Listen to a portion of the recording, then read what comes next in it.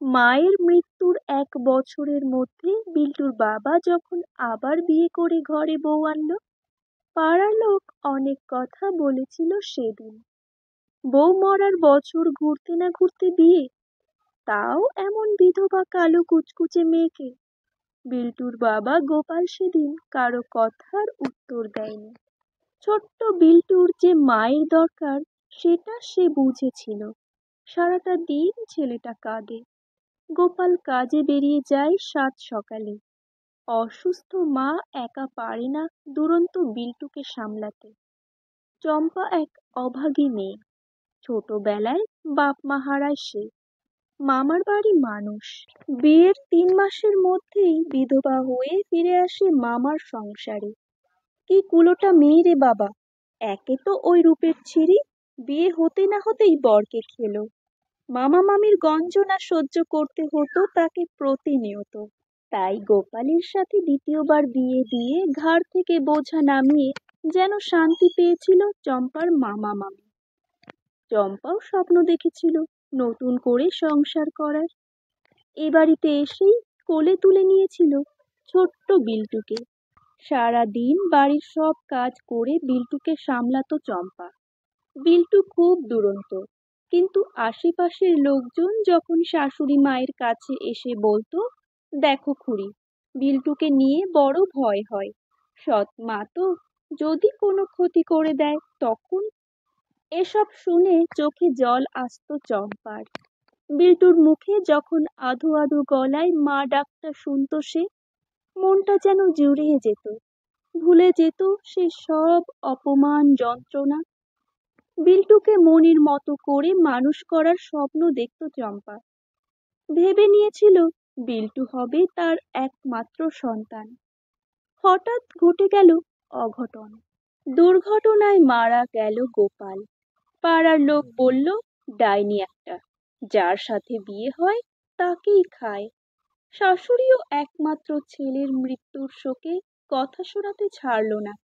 গোপালের মৃতদেহের সামনে বসেছিল চম্পা। হঠাৎ আঁচলে টান পড়তেই দেখল বিল্টু। চম্পা বিল্টুকে কোলে করে ঘরে নিয়ে ঘুম পাড়িয়ে দিয়ে এলো। সংসারে দুর্দিন নেমে এলো। চরম অভাবের সম্মুখীন হলো গোটা পরিবার। অসুস্থ শাশুড়ি মাকেও বাঁচানো গেল না বেশি দিন। ছেলের শোকে তিনিও শেষ নিঃশ্বাস ত্যাগ করলেন। চারপাশের লোকজনের অপমান সহ্য করতে না পেরে মাঝে মাঝে চম্পার মনে হতো দূরে কোথাও চলে যায়, কিন্তু ওই কচি মুখটার দিকে তাকিয়ে কোথাও যেতে পারেনি। ছেলে দুষ্টুমি করলে একটু বকলেই লোকে বলে, সৎ মা তো, স্বাভাবিক ব্যাপার। চম্পা বুঝতে পারে না যে কোনো মা তার সন্তানকে শাসন করে না। চম্পা মনে মনে ঠিক করে নিল, বিল্টুকে ছেড়ে সে যখন বাঁচতে পারবে না, তখন সবার চোখের বাইরে নিজের মতো করে নিয়ে বাঁচবে, যেখানে কেউ জানবে না সে বিল্টুর সৎ মা।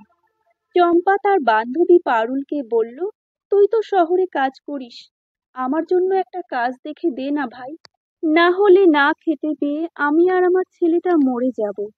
ঠিক আছে, তুই আমার সাথে চল, একটা বাড়িতে কাজের লোক দরকার, আমার চেনা। চম্পা শহরে গেল পারুলের সাথে বিল্টুকে কোলে নিয়ে। গিয়ে কথা বলল সে বাড়ির মালকিন দোয়েল বোসের সাথে। দোয়েল বোস একজন সিঙ্গেল মাদার। ছেলেকে নিয়ে তার সংসার। বাচ্চাটাকে সারাদিন দেখার জন্য একটা লোক দরকার। আগের মেয়েটি ছেড়ে দিয়েছে, তাই সারাদিন অফিসে ব্যস্ত থাকেন দোয়েল। চম্পা তার জীবনের সব কিছু বলল। দোয়েল বোঝে একটা মা বা একটা মেয়ের যন্ত্রণা। বলল, দেখো, এই বাড়িতে আমি একাই থাকি ছেলেকে নিয়ে, তুমি চাইলে তোমার ছেলেকে নিয়ে কাজ করতে পারো। মাইনের কথা বলতেই চম্পা বলল, না ম্যাডাম, কোনো টাকা লাগবে না, আমার ছেলেটাকে লেখাপড়া শেখাতে চাই। ছোট্ট বিল্টুর মুখের দিকে তাকিয়ে মায়া লাগলো। বলেন, ঠিক আছে, তাই হবে, তোমাকে বিশ্বাস করে বাড়িতে রাখছি, বিশ্বাসটা রেখো। চম্পা বলে, আপনার এই সাহায্য আমি কখনোই ভুলব না। এর কয়েকদিন পর যা ছিল জামা কাপড় জিনিসপত্র পুটলি বেঁধে বিল্টুকে নিয়ে রওনা দিল শহরের দিকে। অনেকেই বলল বাচ্চাটাকে নিশ্চয়ই বেঁচে খাবে হতভাগী। চম্পা বলল, তাহলে তোমরা নাও বিল্টুর দায়িত্ব। আমার ছেলেটা যখন খিদে ছটফট করে তখন কি তোমরা দুটো খাবার মুখে তুলে দাও? আমার ছেলেকে নিয়ে আমি কোথায় যাব তা জানার অধিকার তোমাদের নেই। চম্পা থেকে গেল দোয়েল বোসের পরিবারে। দোয়েল বোসের ছেলে আদিত্যের তো ভাইকে ছাড়া চলেই না। একসাথে পড়ে, খেলে, খায়। দোয়েল দেবীও স্বস্তি পেয়েছেন। বিল্টু আর আদিত্যকে নিয়ে পড়াতে বসেন অফিস থেকে ফিরে। আর চম্পা তখন ব্যস্ত থাকে রান্নার কাজে। বিল্টু দুষ্টু হলেও পড়াশোনায় খুব মনোযোগী। দুই ভাই হাত ধরে যখন স্কুলে যায়, চম্পা তখন আপন মনে তাকিয়ে থাকে সেই দিকে। কত স্বপ্ন তার ছেলেটাকে নিয়ে। আদিত্য বিল্টু দুজন বেশ ভালোভাবে উত্তীর্ণ হয়ে এগিয়ে যেতে থাকলো পড়াশোনায়। চম্পা ও দোয়েল দেবীর বয়স হচ্ছে, দুই ছেলেই বড় হয়েছে। আদিত্য ইঞ্জিনিয়ারিং বিভাগের ছাত্র, এখন হোস্টেলে থাকে। দাদাকে ছাড়া ভালো লাগে না ওর। আন্টি ওকে সব সময় বোঝায়, ভালো রেজাল্ট করতে হবে বিল্টু, মাকে দেখতে হবে তো তোকে। বিল্টু উচ্চ মাধ্যমিকে রীতিমতো ভালো রেজাল্ট করে ডাক্তারি পড়তে চলে গেল হোস্টেলে। সবাই বলল এ বাড়ির দুই ছেলেই রত্ন। বাড়ি ফাঁকা এখন, বড় একা লাগে। এখন দুই মায়েরই। বছর 5 কেটে গেছে। দোয়েল দেবী চম্পাকে বলে দিয়েছেন, যে কটা দিন বাঁচবো দুই মা একসাথে ছেলেদের নিয়ে থাকবো। কখনো কোথাও যেতে হবে না তোমার। একদিন বিল্টু এসে বলল, মা, এবার ক্যাম্প হচ্ছে একটা গ্রামে। বুঝলে মা, ওই গ্রামে কোনো হাসপাতাল নেই। গ্রামের নামটা শুনে চমকে উঠল চম্পা। বিল্টু বলল, কি হলো মা? চম্পা কাঁদো কাঁদো হয়ে বলল, এখনো ওই গ্রামেই আছে তোর বাবার ভিটে। বিল্টু আরো একটু উৎসাহিত হয়ে বলল, তাহলে তুমিও আমার সাথে চলো, নিজেদের বাড়ি থেকে ঘুরে আসবো। বহু বছর পর আজ আবার চম্পা ফিরেছে বিল্টুকে সাথে নিয়ে।